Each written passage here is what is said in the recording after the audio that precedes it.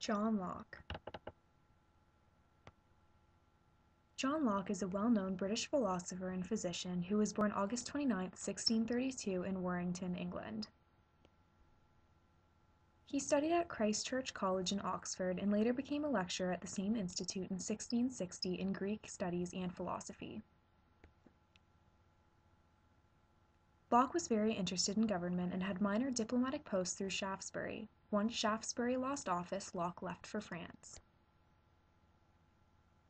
He later returned to England for a short amount of time in 1679 and was accused of radicalism, radicalism being someone who supports revolutionary government change in society. Due to this acquisition, he went on to live in Holland where he completed the Concerning Human Understanding, his famous essay, soon after he wrote his 2 treatises on civil government. These 2 works he wrote made him famous as the leading philosopher of freedom in the continent. One of the major questions that he looked into was, what is a person? John Locke's definition of a person is very broad, far-sighted, and extremely contestable. He specifically said that a person is a thinking, intelligent being that has reason and reflection and can consider itself as itself, the same thinking things in different times and places, which it does only by that consciousness which is inseparable from thinking. In simpler words, his main characteristics for a person are rationality, thought, consciousness, self-consciousness, and self-identity. His theory was so far-sighted because it made room for one to possibly think of other creatures as human, because they could have reasoning or cognitive properties that would label them as a human in Locke's words.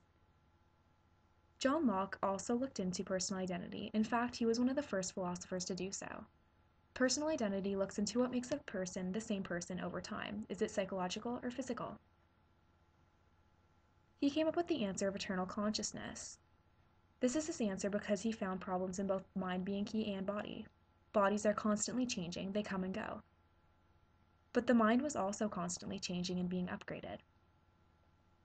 Therefore, in this eternal consciousness, we have the ability to remember and take responsibility for past actions. This is what gives us personal identity. When in search to the answer of the question, how do we know something, John Locke was known for founding modern empiricism.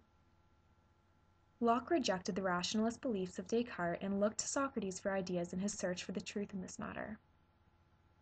John Locke believed that the mind is a blank slate at birth, which is developed through our senses as we grow older. Sensations are the things we learn from experiencing our world externally through senses. They make impressions in our mind.